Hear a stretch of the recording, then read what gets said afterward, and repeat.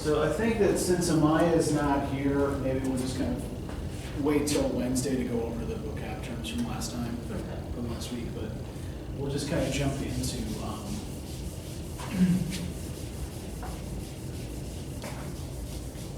what's going on in Wyatt Sargasso Sea, and see if we can get you to some kind of point of at least truce with this novel. If not, I don't know if you're gonna get me in the truce now. yeah. Well,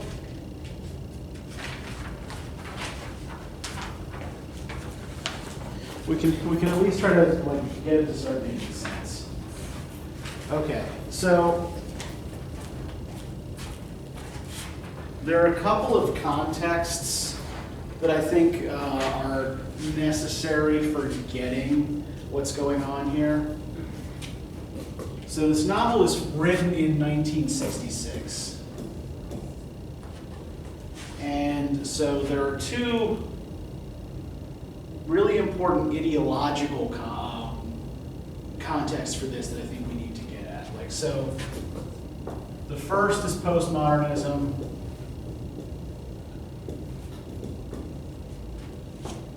The second is second wave feminism. And I think we also need to talk a little bit more about the history of the British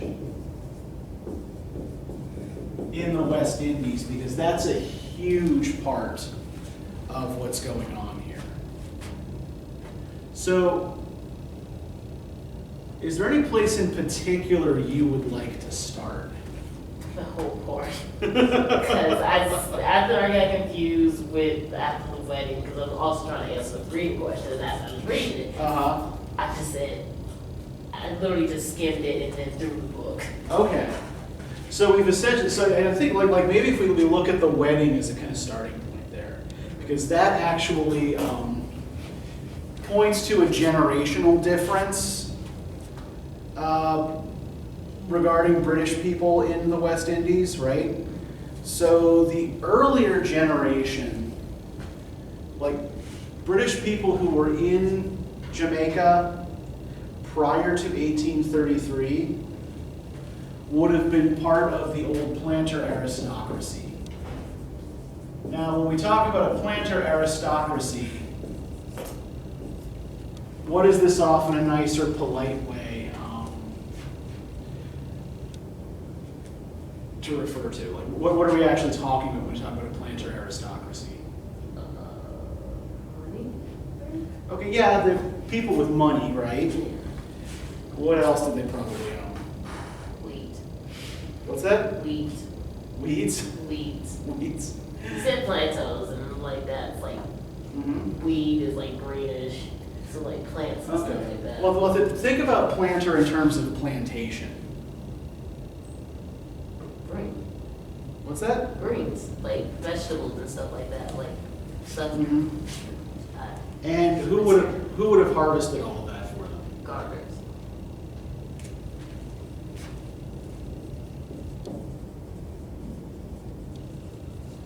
They're slave owners. Oh. Yeah, that's so prior to 1833, that would have been primarily who the Anglo-West Indians would have been, right? Wealthy slave owners and maybe some of the overseers of their plantations. And do you remember what crop they would have been growing primarily in Jamaica and elsewhere in the Caribbean?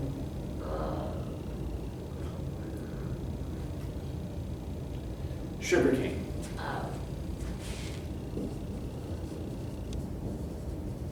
Yeah, they would have owned cane plantations that were worked by slaves. Now, this novel takes, at least the early part of this novel, part one, which you read for today, takes place in the late 1830s.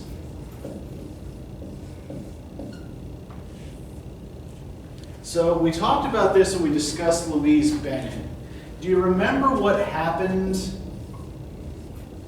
in the West Indies, or in British colonies generally in 1833? What law was passed?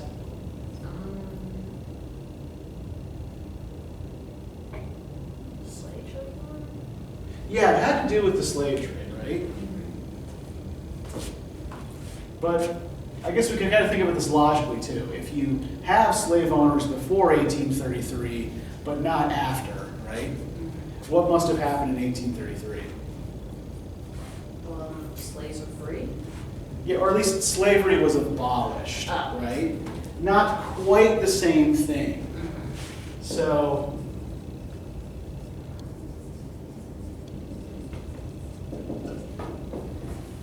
the reason it's not quite the same thing is that there was a caveat in the law where these slaves were to be freed after a 7-year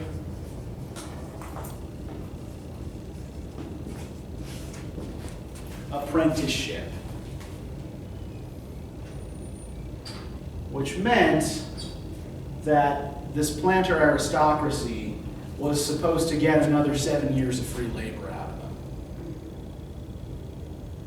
After which, the planters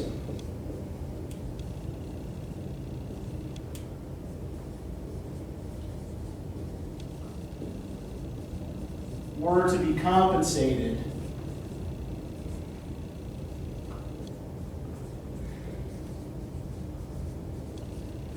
for their loss of property by the government, right? So there were reparations being paid here by the British government, but not to the former slaves, to the former slave owners, right? To recompense them for the property that they were losing. So what actually happened here, and this explains a lot of what's going on, when the family's tensions with other people in the neighborhood. Understandably, these newly freed slaves were not thrilled about the apprenticeship rule for some reason, right? And so there was a lot of public unrest, particularly in Trinidad and Jamaica, over this rule.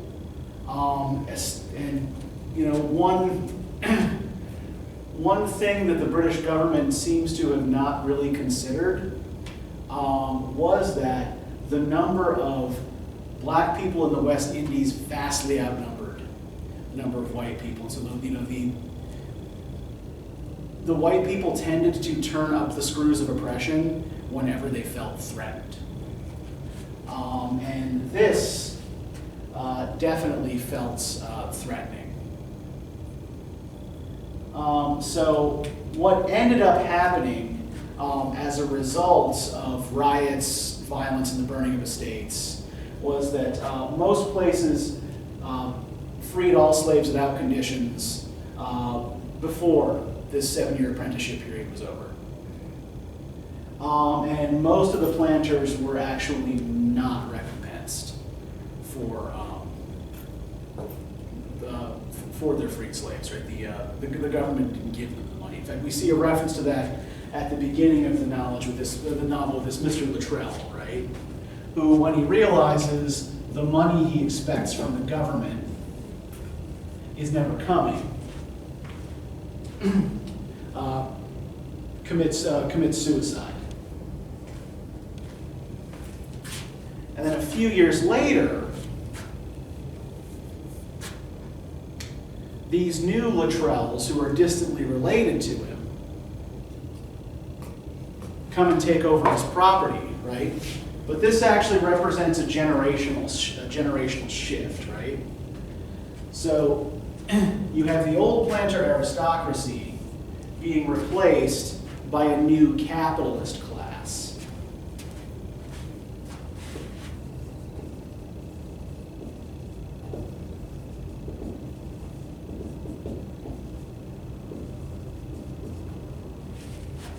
Whose values are different.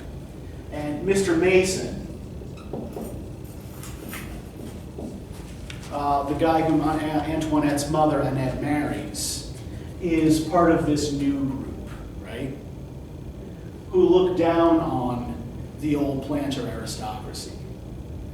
So Antoinette's family life is kind of caught between this old planter aristocracy and this new class of people who are coming over from England directly to start up business operations in the West Indies.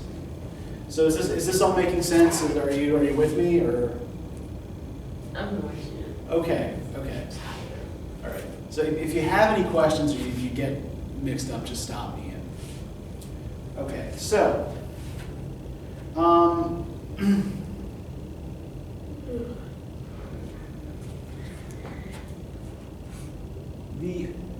There's a word that is often used to describe Antoinette and her mother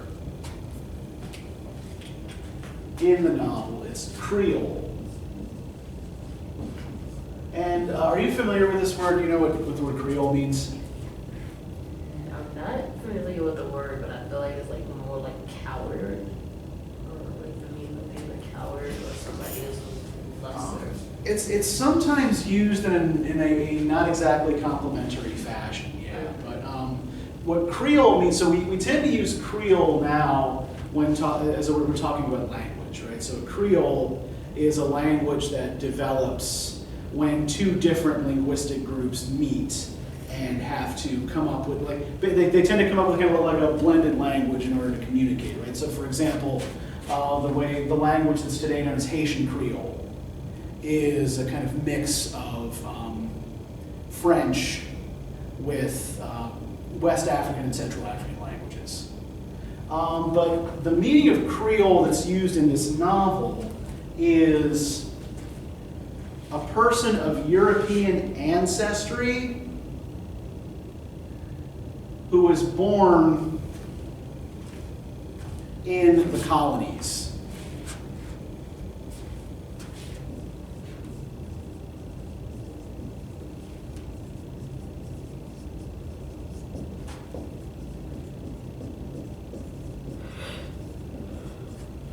So, because Antoinette is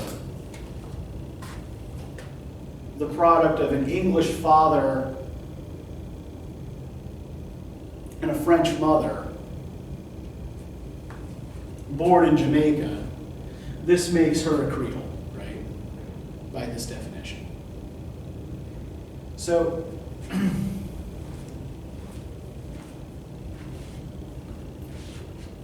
people from the mother country, directly from the mother country, usually had the highest status in colonial societies, right?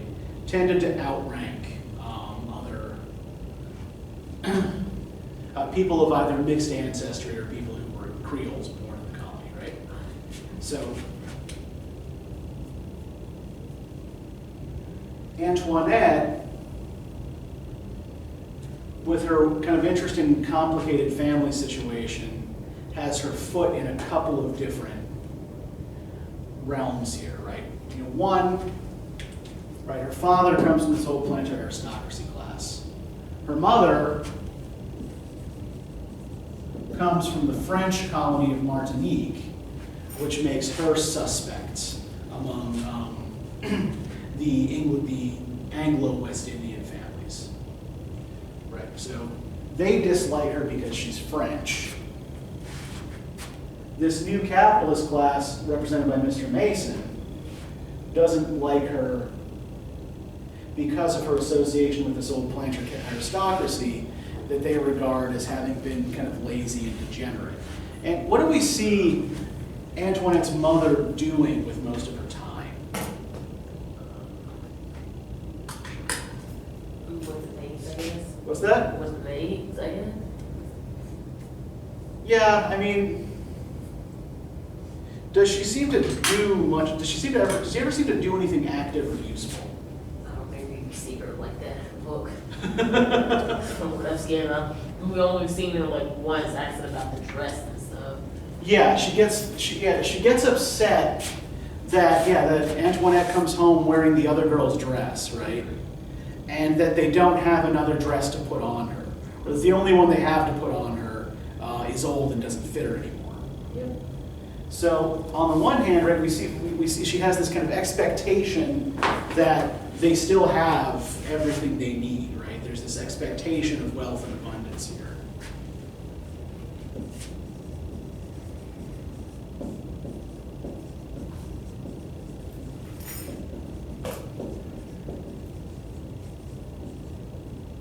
That at the very least they can continue to put on a good show. And the only thing she ever seems to really do is go to parties and dance, right? And that was the primary activity of an aristocracy, generally speaking, right? They're aristocrats because they don't work. They don't have to work. What is expectation of wealth? Wealth and abundance. Oh, Yeah. confused what that one was. Yeah, I also, my handwriting is terrible. You read it in cursive for like 2 seconds. It's not cursive, I just have lousy handwriting.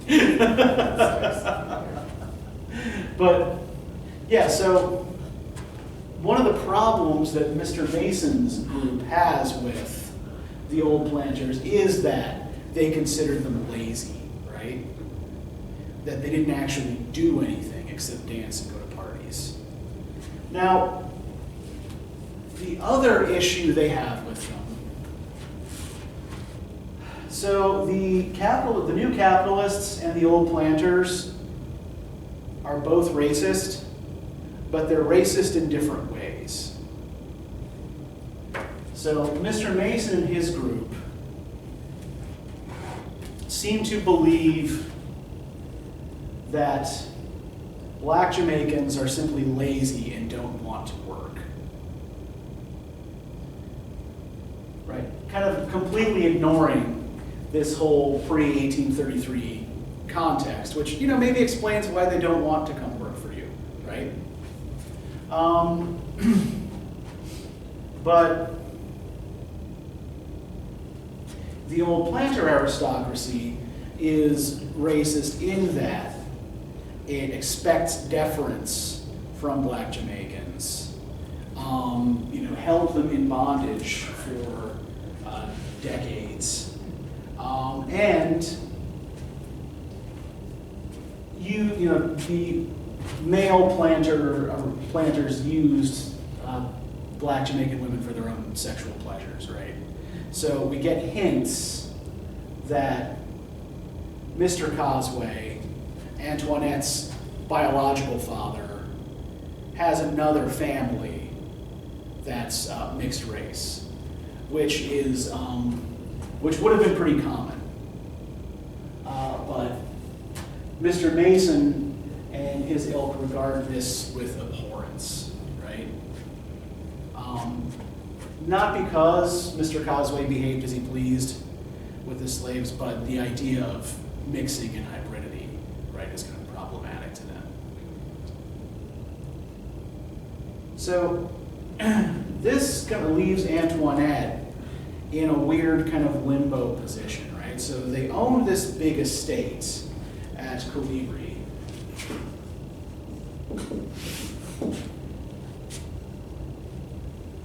There's this family history of wealth, but all the money is gone until her mother marries Mr. Mason. And there's really nobody around that is of the same social class as her, right? There's no one with whom she can speak on equal terms. Right? When she does make a friend briefly of Tia, the black Jamaican girl, right? History and stereotypes get in the way of that friendship, and it ends in violence and anger. And they don't have any neighbors anymore of their own social class. By and large, no one will associate with them. The only people whom she spends much time with are her family's former slaves who stuck around for whatever reason. Right? There's Christophine, her mother's servant, and the old man Godfrey, who Mason and her mother believe just sticks around because he wants a roof over his head and free meals. So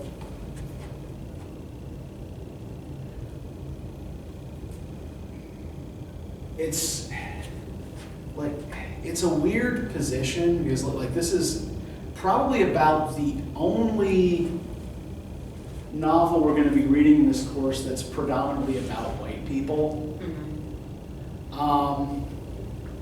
But it's one in which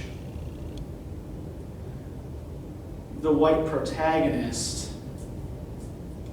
is stuck in this kind of limbo position between a variety of, like, she can never, because she's a Creole, she can never be English. And because she is a white Jamaican descended from this planter aristocracy, she's always going to have a contentious relationship with the dominant population on the island, right? So we see what happens when someone who's a member of the kind of power elite falls. Now, I think another important context to consider here is that, and I think this is where we get into the idea of postmodernism. Do you know what postmodernism is in literature? Have you gone over this in other classes? Huh. We talked about it in the first day of class. This class? Yes. I No, don't we said think- post-colonial. Yeah, postcolonialism, yeah. The post-world after modernism, yes? Yeah, so postmodernism, kind of more specifically, I mean, yeah, it is, you know, after modernism. So we're looking at like kind of maybe like European literature from, say, like 1950 onward.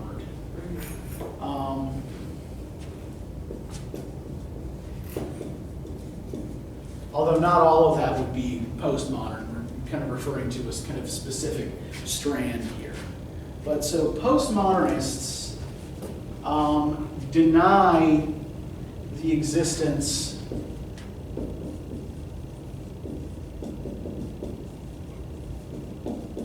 of what they call grand narratives. And grand narratives are these kind of like big, overarching, explanatory stories that are widely shared within a culture, right? So, you know, the idea, for example, of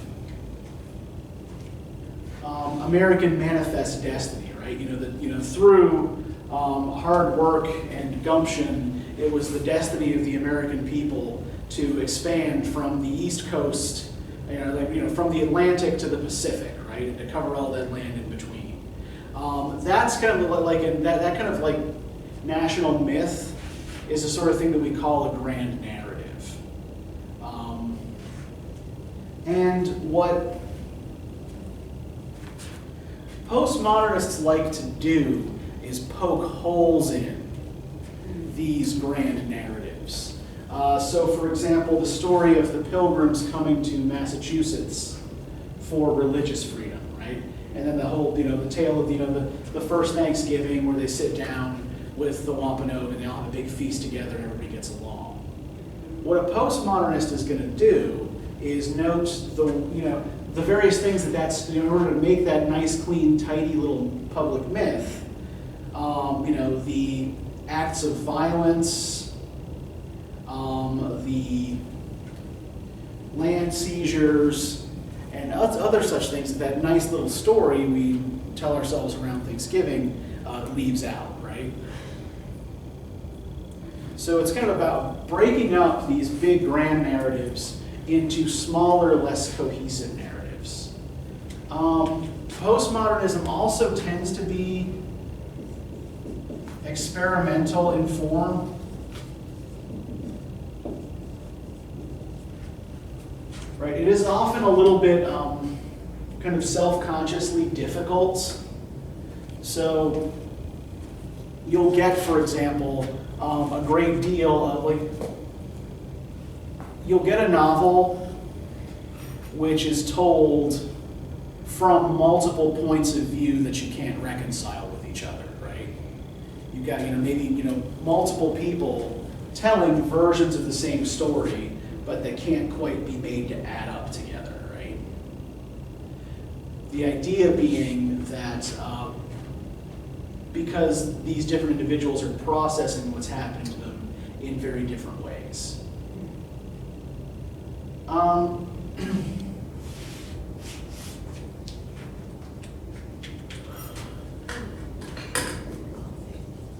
The final idea I want to just sort of mention here is that to a postmodernist, there are no new narrative ideas. All we can really do is take and recombine existing stories. And that's kind of where this touches most clearly on Wide Sargasso Sea. So I mentioned last time at the end of class that Wide Sargasso Sea is reimagining of one of the classic Victorian novels, Jane Eyre by Charlotte Bronte.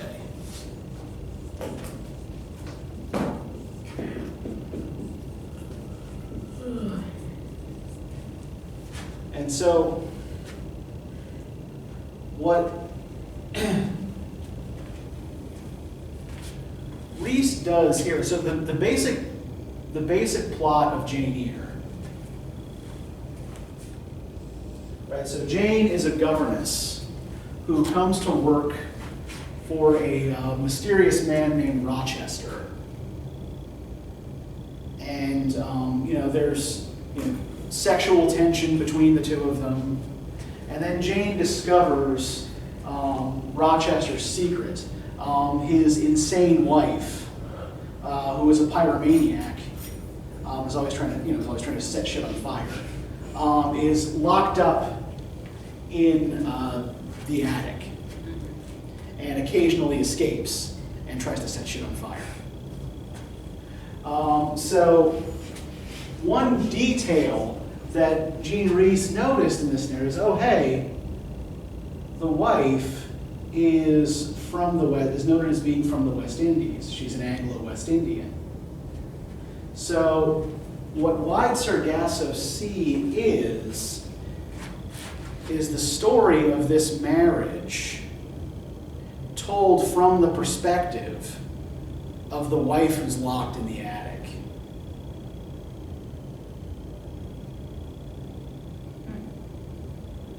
Now, she's messed with the timeline slightly, right? So Jane Eyre actually takes place around 1820, and in order to add the tension with the, to ratchet up the tension anyway, between the white and black communities in Jamaica, Rhys places her novel in the late 1830s after slavery has been abolished, so that those who were once slaves are bolder about confronting their former masters. Otherwise, this is a kind of reimagining of Jane. We're going to meet Rochester, who's never actually named in the novel, but that's who it's supposed to be in part 2. He'll be the perspective character for parts of that. But the notes focused still will frustrate me if I try to pick it up. Well, you don't have to love everything we do, right? Just power through it. Now, the other final big context I want to note here, and then I want to do a little something kind of like with some of the West Indian history, is second wave feminism. And this kind of hooks directly onto the Jane Eyre stuff, right? From a feminist perspective, locking your mentally ill wife in an attic. I lock the cat up. What's She mean. I lock her in my room every time she try to scratch at me. I'm like, no, just get locked away. But a human being is not a cat. I mean, people lock people away a lot. That's not like a mental asylum. Yeah. But the idea here is that that Rhys is playing with here is maybe Bertha Mason up in the attic there is not the villain and is more a product of her circumstances and her relative powerlessness in 19th century society than she is a crazy person who wants to burn all of Rochester's shit. Maybe his shit deserves to get burnt down. Women do things for a reason. Maybe he deserved it. Well, but the other issue here though being is that the attic is kind of representative of her powerlessness, right? Mm-hmm. So, do you know what second wave feminism is? Have you heard this term before? Oh, Ish. yeah. Okay. If I mention first wave feminism, do you know what that is? I've heard of those two words, but I've never really learned about it. Okay, so when we talk about first wave feminism, we're talking about like the suffragist movements of the late 19th, early 20th centuries, right? Mm-hmm.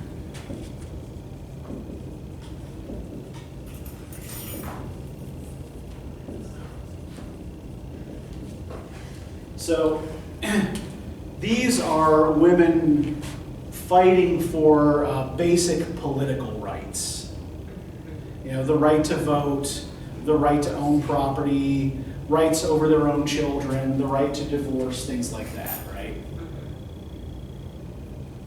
Second wave feminism is kind of like the dominant feminism from about the late 1950s to the early 1990s.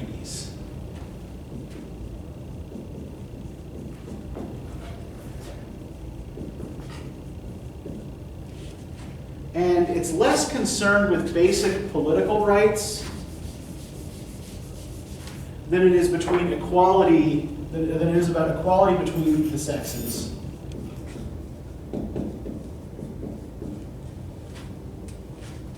It's during the second wave movement that you see, for example, more women, wearing pants than skirts, wearing their hair shorter, and kind of demanding equal pay and equal opportunities at work, right? Yeah. So, second wave feminism is primarily about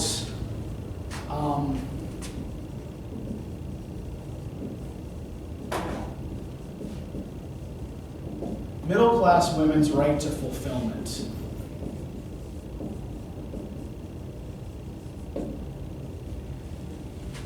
Right? The idea that,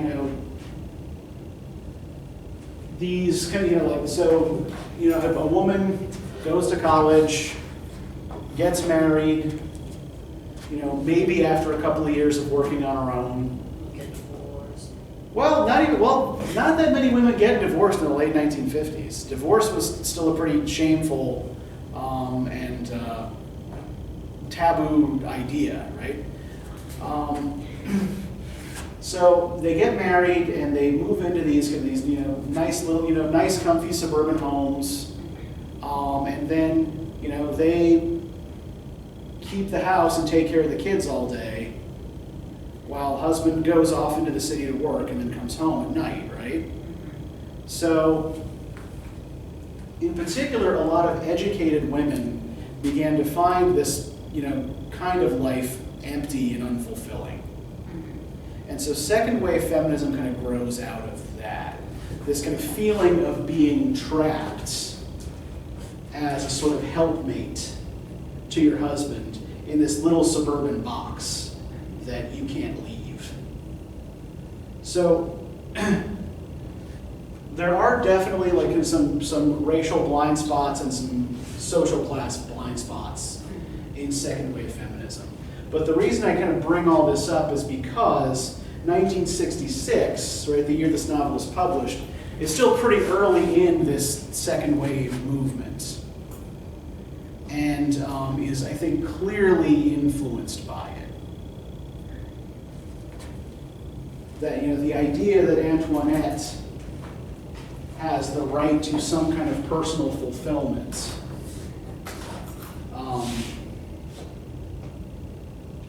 is a kind of central argument of the novel, as opposed to simply kind of being a pawn passed around among various men of her acquaintance. Okay, so any questions so far? Is this helping at all to explain things that are going on in the novel? Yes. Okay, good. So here's what I would like you to do now. I'm going to give you a handout that I want you to spend a couple minutes with here. And I want you to just try to answer some questions as you read. So it's short, but there are two texts here, or two excerpts from longer texts. So the first is from a book by a historian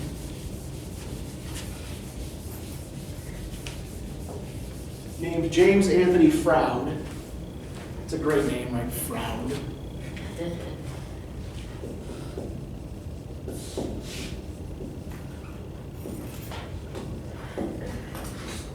Called The English in the West Indies, which I think was published in 1888.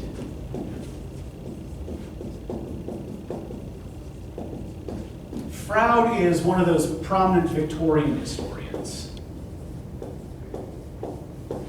And so I want you to try to think about the following things as you look that over, right? First, does Froude have a positive or negative view of the old Anglo-West Indian planters?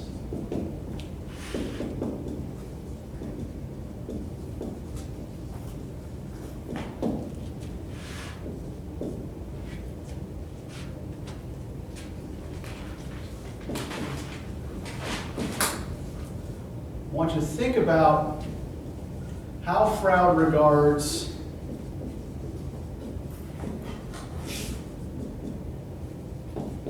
Black West Indians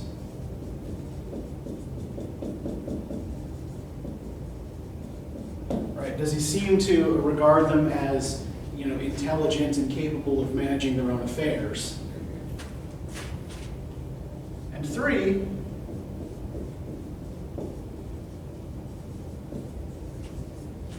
does Froude feel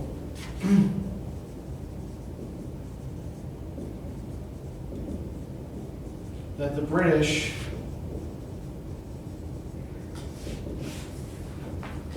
should withdraw from the West Indies? And why not? And then the other piece that's attached to this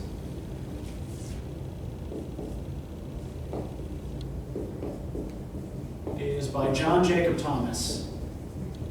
And Thomas was a black man from Trinidad who wrote a book called Fraudacity in 1889. That was a direct response to Froude's English in the West Indies. So the title here, right, combining Froude's name with audacity, right, should tell us, like, hey, what an, you know, hey, like, Thomas is looking at Froude and thinking, hey, what an asshole. I want you to consider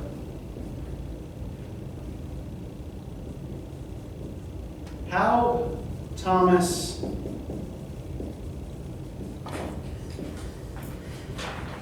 rebuts Froude's arguments about the West Indies.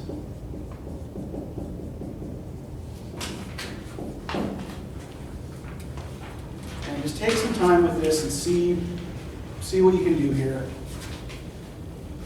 Ask me any questions that you have as you are going through it.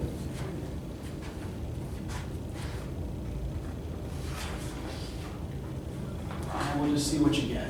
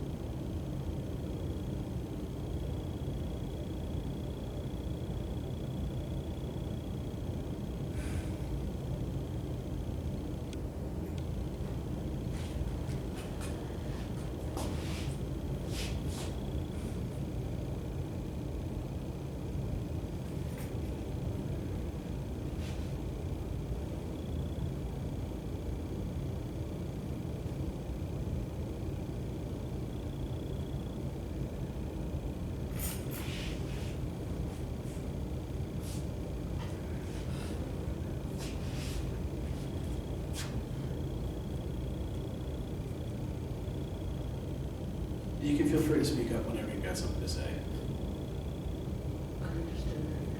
What's that? Oh, I'm sorry. I understood. Okay, so maybe let's try going through it together, and this will maybe help. Okay. So, Froude first, because that's the earlier piece, and so let's look at this first paragraph. So Trinidad is not one of our oldest possessions, but we had held it long enough for the old planter civilization to take root and grow. And our road led us through jungles of flowering shrubs which were running wild over what had once been cultivated estates. Stranger still, for one associates colonial life instinctively with what is new and modern. We came at one place in an avenue of vast trees, at the end of which stood the ruins of a mansion of some great man of the departed order. Great man he must have been, for there was a gateway half crumbled away on which were his crest and shield and stone, with supporters on either side like the Baron of Bradwarden's bears. Fallen now like them, but unlike them never, I fear, to be set up again. The Anglo-West Indians, like the English gentry in Ireland, were a fine race of men in their day, and perhaps the improving of them off the earth has been a less beneficial process in either case than we are in the habit of supposing. So let's think of, so what does he come upon here that he's describing? What's the physical object or environment that he's describing? Trinidad? Well, yeah, Trinidad is the island he's visiting, right? But more specifically, what's he looking at here?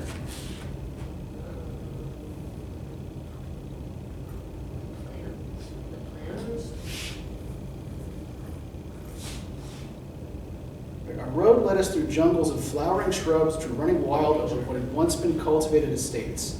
Stranger still, we came at one place in an avenue of vast trees, at the end of which stood the ruins of a mansion of some great man of the departed order.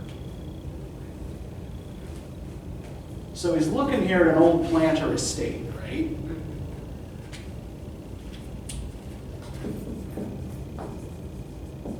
And what kind of state is this place in now? Does it look like it's still inhabited? Yeah, it's abandoned, right? And it's overrun with plants, right? The jungle was kind of taking it back over. And the mansion is described as a ruin, right? So this is a kind of metaphor for the current state of the old Anglo-West Indian planter class, right? They're basically gone by 1888, as Froude argues, right? Now, he does argue here sympathetically towards them, right? He says that they were a fine race of men, and the improving of them off the earth has been a less beneficial process in either case than we are in the habit of supposing. So when he calls them a fine race of those old Anglo-West Indian planters, a fine race of men, what part of their history is he either ignoring or simply doesn't care about?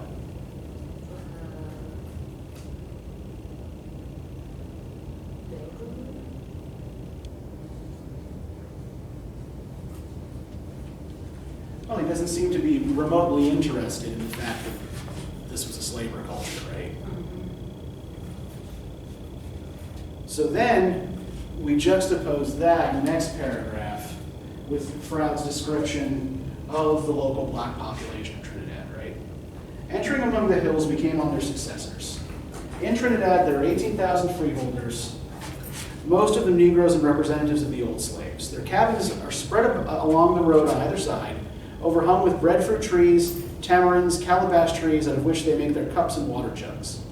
The luscious grenadilla climbs among the branches, plantains throw their cool shade over the doors, oranges and limes and citrons perfume the air, and droop their boughs under the weight of their golden burdens. There were yams in the gardens and cows in the paddocks, and cocoa bushes loaded with purple or yellow pods. Children played about in swarms, in happy idleness and abundance, with schools, too, at intervals, and an occasional Catholic chapel for the old religion that prevails in Trinidad never having been disturbed. What form could human life assume more charming than that on which we were now looking? Once more, the earth does not contain any peasantry so well off, so well cared for, so happy, so sleek and contented as the sons and daughters of the emancipated slaves in the English West Indian Islands. Sugar may fail the planter, but cocoa, which each peasant can grow with small effort for himself, does not fail and will not. He may better his condition if he has any such ambition, without stirring beyond his own ground, and so far, perhaps, his ambition may extend, if it is not turned off upon politics. Even the necessary evils of the tropics are not many or serious. His skin is proof against mosquitoes. There are snakes in Trinidad as there were snakes in Eden. Plenty snakes, and one of them was at work in his garden. Plenty snakes, but no bite he. As to costume, he would prefer the costume of innocence if he was allowed. Clothes in such a climate are superfluous for warmth, and to the minds of the Negroes, unconscious as they are of shame, superfluous for decency. So, the problematic parts of this are pretty obvious, right? So, how does he seem to regard the black citizens of Trinidad? Just something that's less. Pardon? They're not up to his equal, they're just less than him. Yeah, even like when he's being nice about them, he makes them sound like children, right? And whose wise administration does he implicitly attribute the abundance and happiness on Trinidad to? Does he think that the black people of Trinidad have accomplished this for themselves?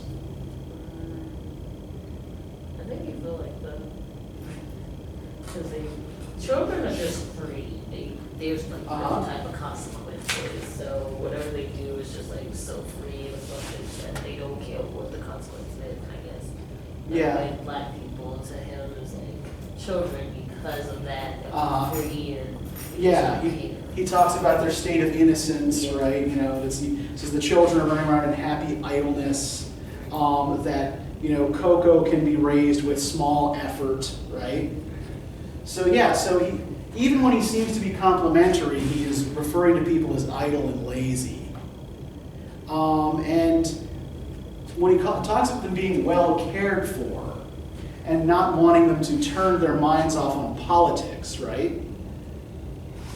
Essentially what he's arguing for is that the reason things are so good here is because of the wise administration of the British government. And if that were to be taken away, right? If that were to be taken away, then people who were naturally lazy and idle would just kind of fall back into that. They wouldn't be able to take care of themselves. So Froude's argument is essentially a racist one, right? And it's, you know, a really kind of insidious sort of racist argument because he claims to be arguing for the welfare of the people he's talking about. But in so doing, makes the point that he thinks that they are fundamentally different from people like him and less able to care for themselves. Now, Thomas takes several quotations from Froude's work and tries to kind of systematically dismantle them. Right, so if we look here, he says, as Mr. Froude is speaking dogmatically here of his, or rather our, West Indies, let us hear him as he proceeds. We have been a ruling power here for 250 years. The whites whom we planted as our representatives are drifting into ruin, and they regard England and England's policy as the principal cause of it. The blacks whom in a fit of virtual benevolence we emancipated do not feel particularly obliged to us. They think, if they think at all, that they were ill-treated originally and have received no more than was due to them thus far. So this is Thomas responding to a quote from Froude, right? Now, as to the whites whom we have planted as our representatives, and who Mr. Froude avers are drifting into ruin, we confess to a total ignorance of their whereabouts in these islands in the Jubilee year of Negro emancipation. Of the representatives of Britain immediately before and after emancipation, we happen to know something, which, on the testimony of Englishmen, Mr. Froude will be made quite welcome to before our task is ended. With respect to Mr. Froude's statement as to the ingratitude of the emancipated blacks, if it is aimed at the slaves who were actually set free, it is utterly untrue. For no class of persons, in their humble and artless way, are more attached to the Queen's Majesty, whom they regard as incarnating in her gracious person the benevolence which Mr. Froude so jauntily scoffs at. But if our censor's remark under this head is intended for the present generation of blacks, it is pure and simple absurdity. What are we Negroes of the present day to be grateful for to the us, personified by Mr. Froude in the Colonial Office exportations? We really believe, from what we know of Englishmen, that very few indeed regard Mr. Froude's approach otherwise than as a palpable adding of insult to injury. Obliged to us, indeed. Why Mr. Froude, who speaks of us as dogs and horses, suggests that the same kindliness of treatment that secures the attachment of those noble brutes would have the same results in our case. With the same consistency that marks his utterances throughout his book, he tells his readers that there is no original or congenital difference between the capacity of the white and the Negro races. He adds, too, significantly, with the same chances and with the same treatment, I believe that distinguished men will be produced equally from both races. After this truthful testimony, which relying upon also of evidence is confirmed, does Mr. Froude, in the fatuity of his skin pride, believe that educated men worthy of the name would be otherwise than resentful, if not disgusted, at being shunted out of bread in their own native land, which their parents' labors and taxes have made desirable, in order to afford room to blockheads, vulgarians, or worse, imported from beyond the seas? So what Thomas is addressing here, right, is Froude complaining about Black West Indians' resentments, particularly of the Englishmen like Mr. Mason, who are coming over now and setting up businesses and treating the local populace like dirt, right? But he's like, why should we feel any gratitude towards Britain for this, right? Why should we feel any gratitude towards people who are coming over here, treating us like animals? People like Froude even comparing them to dogs, horses, and cows. And then just expecting that they'll be thanked for it. So these kinds of tensions are operating underneath most of the narrative in Wide Sargasso Sea, with people like Antoinette being kind of caught in the middle and kind of tugged back and forth between. Now, one thing that I do want to talk a little bit about is that kind of British colonist's desire to make everything normal as he sees it, right? So do you remember from first class, I think we've brought him up again a couple of times, Cecil Rhodes? Think of the picture of the big guy standing astride Africa with his arms like this. The railroads across. Yeah, railroads and electrical grids across Africa, right? And what else did he want? What did... He's the one with the scholarship, isn't he? He's the Rhodes Scholarship guy, yeah? Yeah. That's one of the two things I think that was the most important, I guess. He's also a hardcore British supremacist, right? And his goal was to try to make every place in the world more like Britain. And Mr. Mason, I think, shows evidence of a similar kind of mindset. I want to turn to the place in part one. I think our page numbers here are different. So it's It's a little bit different. It's the paragraph starts with, I went into Pierre's room, which was next to mine. What page is yours on? It's 22 in mine.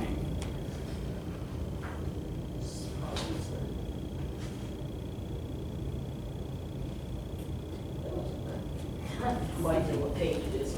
Here, let me see if I can help you.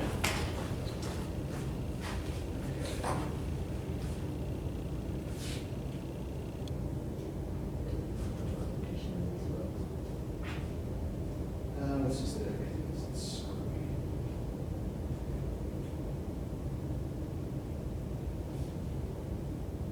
Here we go, this paragraph. So I went into Pierre's room, which was next to mine, the last one in the house. The bamboos were outside his window. You could almost touch them. He still had a crib, and he slept more and more nearly all the time. He was so thin that I could lift him easily. Mr. Mason had promised to take him to England later on, that he would be cured, made like other people. And how will you like that, I thought, as I kissed him. How will you like being made exactly like other people? He looked happy asleep. So, why does Mr. Mason want to cure, so we're told at the beginning that Pierre can't speak distinctly and he stumbles when he walks, right? So, it's probably cerebral palsy. Yeah. It's weird because cerebral palsy is not genetic, but it seems to treat whatever's wrong with Pierre as being some kind of, foul inheritance from the Causeway side of the family. But why does Mr. Mason want Pierre cured? What's his expressed reason? The first impression I got from Mr. Mason, he was like controlling. Yeah. So. Mr. Mason promised to take him to England later on. There he would be cured, made like other people.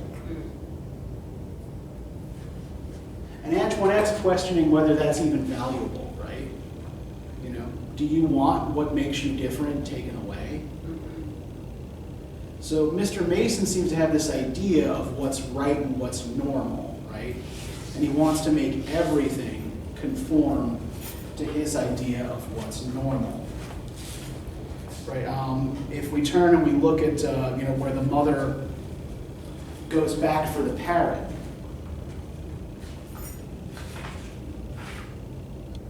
which is shortly afterward.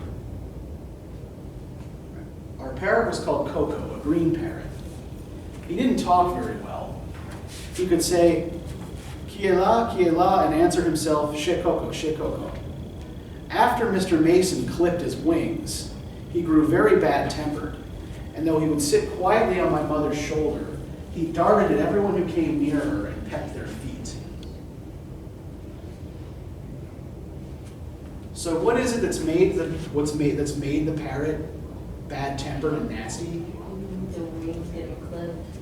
Yeah. Birds need their wings that are provided in the wild. If just clipped, they're rendered useless, basically. Yeah, and then because his wings have been clipped, he can't escape from the fire that is set, that the family's running away from, right?